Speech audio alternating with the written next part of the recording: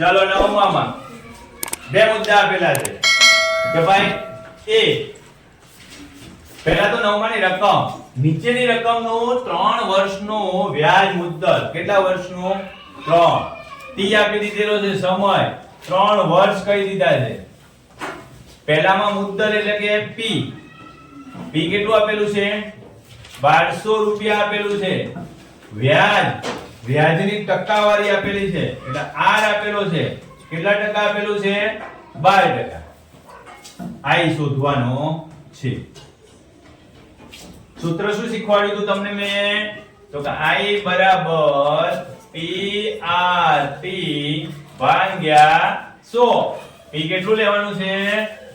1200 R કેટલા આપેલા છે 12 T કેટલા આપેલા છે 3 અને 100 વડે ભાગાકાર 0 0 ગયા શું જવાબ આવશે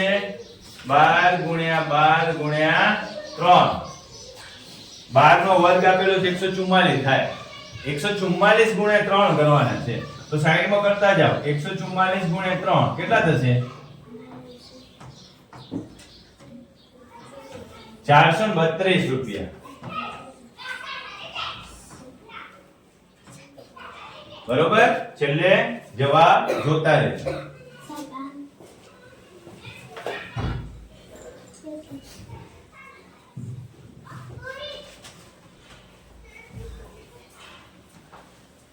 કેટલો જવાબ આવ્યો 432 રૂપિયા આપણને વ્યાજ અને મુદ્દલ શોધવાનું કીધું છે શું શોધવાનું કીધું છે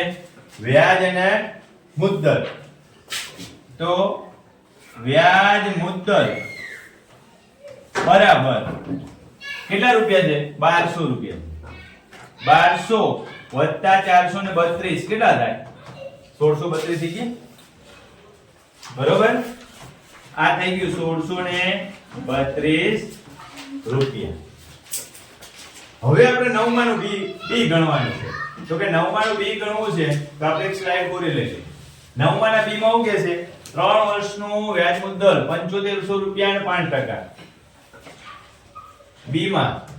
p બરાબર 3 વર્ષ p બરાબર 7500 રૂપિયા r બરાબર 5% અને i આપેલો નથી તો i બરાબર સૂત્ર શું થશે p r t ભાગ્યા 100 p કેટલા આપેલા છે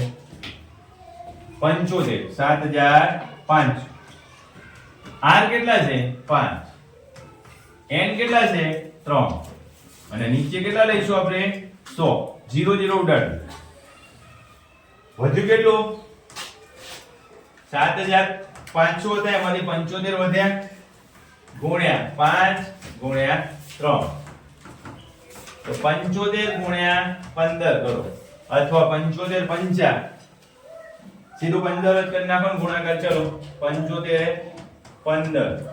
75 દાન 750 પાંચે પાંચે 25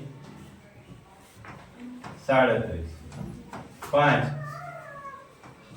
કેટલો જવાબ આવ્યો 1125 શોધવાનું શું છે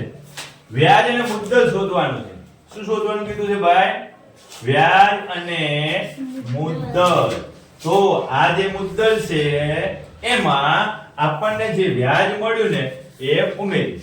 તો વ્યાજ મુદ્દલ બરાબર કેટલું થશે તો કે વ્યાજ મુદ્દલ કેટલું થશે ભાઈ 7500 વત્તા 1125 કેટલું થશે 8625 હવે જવાબ